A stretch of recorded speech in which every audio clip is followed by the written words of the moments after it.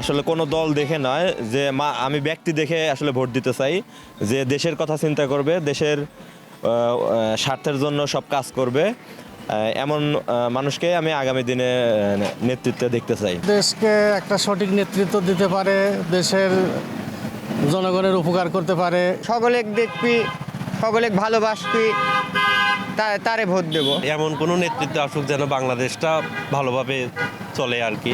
আসলে দেশের যে অবস্থা এখন আইন শৃঙ্খলা বা অন্যান্য বিভিন্ন পরিস্থিতি নিয়ে আসলে দেশের মানুষ ভালো নেই সব দিক বিবেচনা করে। তো মানুষ চাই এমন কোনো মানুষ আসুক যেন দেশটা ভালোভাবে চালাতে পারে। আমি চাই দেশটা যেন সুন্দরভাবে চলবে, কোনো দুর্নীতি থাকবে না, কোনো মারামারি হানাহানি, সব দল যেন একসঙ্গে কাজ করবে, এই ধরনের মন মানসিকতা যে কেউ নিয়ে মানে যে যাকে পাবো তাকে আমরা ভোট দিব। ভোট তো এটা পার্সোনাল বিষয়, গোপনীয় বিষয়, আমি জানি, কিন্তু যে প্রার্থী হোক সে পাবনার জন্য উন্নয়ন করবে। শুধু ওই নিজের গোষ্ঠী লোকের জন্য স্বার্থ উদ্ধারের জন্য এটুকু করলে এরকম না, বা টোটাল পাবনা জেলা সার্বিক সেই করবে, উন্নয়ন করবে। নিজস্ব নির্বাচনী ওই এজেন্টদের সুবিধা দিয়ে জনগণকে মনে করো প্রতারিত করবে না, এমন একজন ব্যক্তিকে আমরা প্রার্থী চাই। রাহাজানি, বাটপারি, মনে করেন যে ছিনতাইকারী, এসবগুলি যাতে নিয়ন্ত্রণ করতে পারে সেরকম দিয়ে আমরা একটা লোক চাই।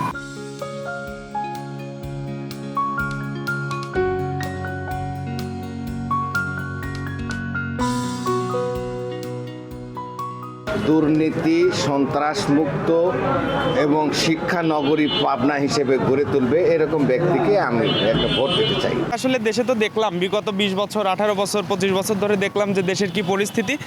তো আমাদের দেশে যে ভুল ভ্রান্তিগুলো যে সকল নেতাদের মধ্যে ছিল, এই সকল ভুল ভ্রান্তি বাদ দিয়ে আমরা যে নেতাটাকে দেখব যে তারা এর থেকে দূরে থাকতে পারবে, এ সকল দুর্নীতি, অন্যায়, মাদকের বিরুদ্ধে রুখে দাঁড়াইতে পারবে, আমরা সেরকম একজন নেতাকে আসলে চাচ্ছি। ওই আবল তাবল ভোট আমরা দেব না, যে ভালো কর্মী তাকে ভোট দেব। পাবনা একটা প্রাচীন শহর, এই শহরে যে বিচক্ষণ ব্যক্তি এবং যে সরকারের থেকে যে রাজস্ব নিয়ে এসে উন্নয়ন করতে পারবে, আমরা তার কাছে প্রত্যাশী। দলমত নির্বিশেষে আমি এমন একজন কাউকে ভোট দিতে চাই যে আসলে আমাদের এলাকার উন্নতি করবে, আমাদের চিকিৎসা ব্যবস্থার উন্নতি করবে, আমাদের রাস্তাঘাট উন্নতি করবে।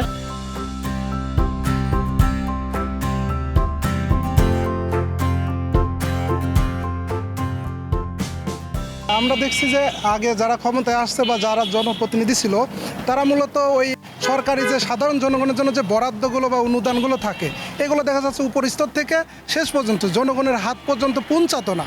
তো আমরা চাই আসলে সরকারি যে অনুদানগুলো আসে বা জনসাধারণের জন্য যে উপর থেকে যে গ্যাজেটগুলো পাস হয়, এইগুলো যাতে সাধারণ জনগণের হাতে পৌঁছাতে পারে, এই রকমের একজন নির্ভরযোগ্য প্রতিনিধিকেই ভোট দিতে চাই। যে মানুষের জন্য, মানুষের ম্যান্ডেটে কাজ করবে, মানুষের জন্য কাজ করবে, এরকম একজন ব্যক্তি যেন মানুষ তাকে ভোট প্রদান করে জাতীয় সংসদে পাঠায়, এটা আমার প্রত্যাশা। আমরা শান্তি মতো ব্যবসা করতে পারি, আমরা ওই রকম একটা প্রার্থী চাই যাতে আমাদের সহযোগিতায়, আমাদের সার্বিকক্ষণ আমাদের সাথে থাকে, আমাদের মতগুলো বোঝে, ওই রকম একজন যোগ্য প্রার্থী চাই আমাদের এই পাবনা 5 আসনে। যে নিরাপত্তা দিবে, জানের ব্যবসায় নিরাপত্তা দিবে, আমি আমার ওয়াইফেকলি যাতে শহরে আসি বাসায় ফিরতে পারি নিরাপদে, তার জন্যই আমরা তাকে ভোট দেবো।